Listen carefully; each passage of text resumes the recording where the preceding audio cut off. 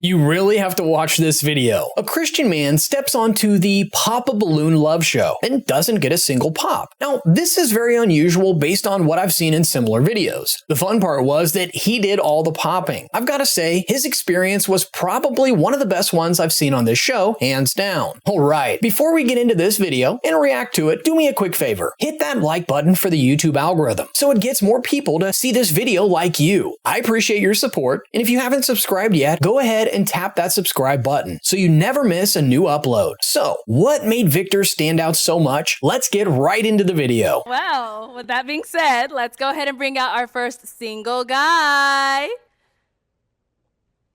Hello, welcome in. What's your name? My name is Victor. Victor, and how old are you? I'm 31. Okay, Yeah. and what do you do? I'm an account executive for a startup company. Okay, nice. And what are some things you like to do for fun? I like to play guitar, work out, and make beats with my boy. Okay, and now what are some things you look for in a woman? I'm looking for a future wife, a role model for my daughter. So I guess I'm looking for intelligence, modesty, and respect. Okay, and you said you have a daughter?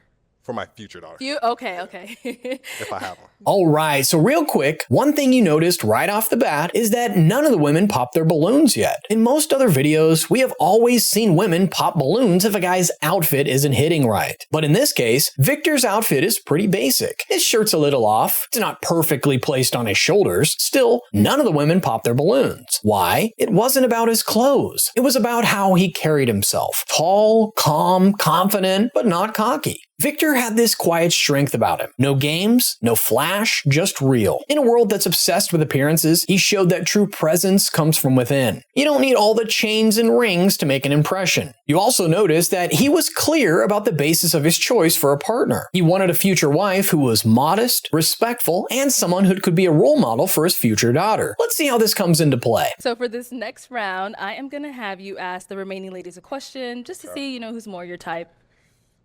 So what is your practicing religion? Like, is it astronomy, the universe, Christianity, Muslim? What's your, religion? Okay, let's start here with your name and age. I'm Tiana, I'm 26, and I'm a Christian. Okay, nice. My name is Brittany, I'm 28, and I'm also a Christian, but I'm on a journey right now. Gotcha. Let's go over here, name and age, and answer this question. Angelique, 32, I'm a Christian. Gotcha. Right over here, your name and age, and what is your religion? Shiloh, 27. I believe in God, but I don't really bond with like a specific religion yet. Gotcha. Here, your name and age, and what's your religion? Tyra, 31. I'm Christian.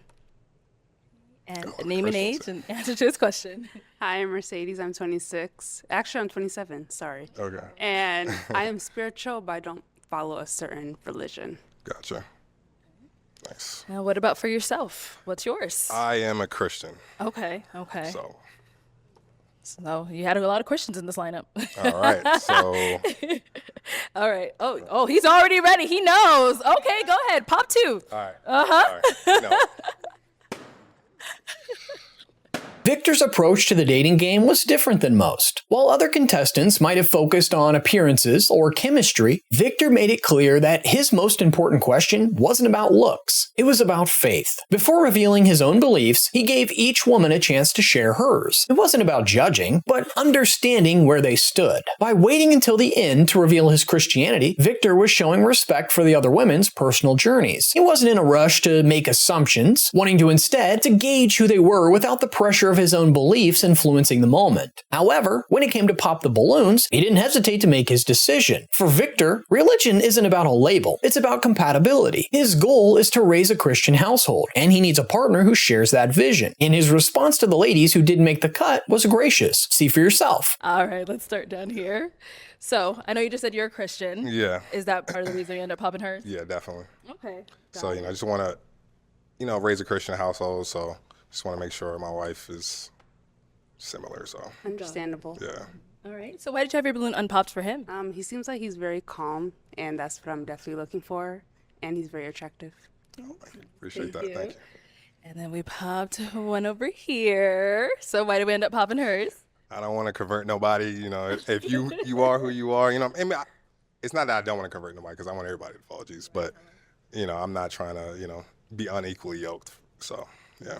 I completely understand that because I grew up Muslim and my mother's Christian, so I know both sides. Oh, yeah. And right now I'm on my journey because I'm Gotcha. reading the Bible, trying to and I don't like people to tell me what to do. I want to follow it myself, so I understand and I respect it. What stood out here was the maturity and respect for the ladies who did make the cut. Brittany explained that she's on a faith journey herself, reading the Bible and figuring things out, and Victor understood that. He wasn't trying to convert anyone, but he also wasn't willing to compromise on the spiritual foundation he wants in his future. 2 Corinthians 6:14 says, "Do not be unequally yoked with unbelievers." It's not about religion, it's about direction. Victor made that clear. You would agree with me that his first question was vital. The next is even more so. How long was your longest relationship, and why is it lasted so long? Okay. My longest friendship relationship? Friendship, yeah.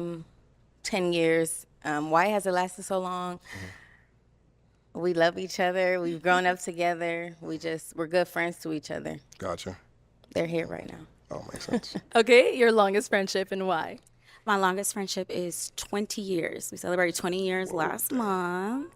So, We met in 2004. She's the peanut butter to my banana.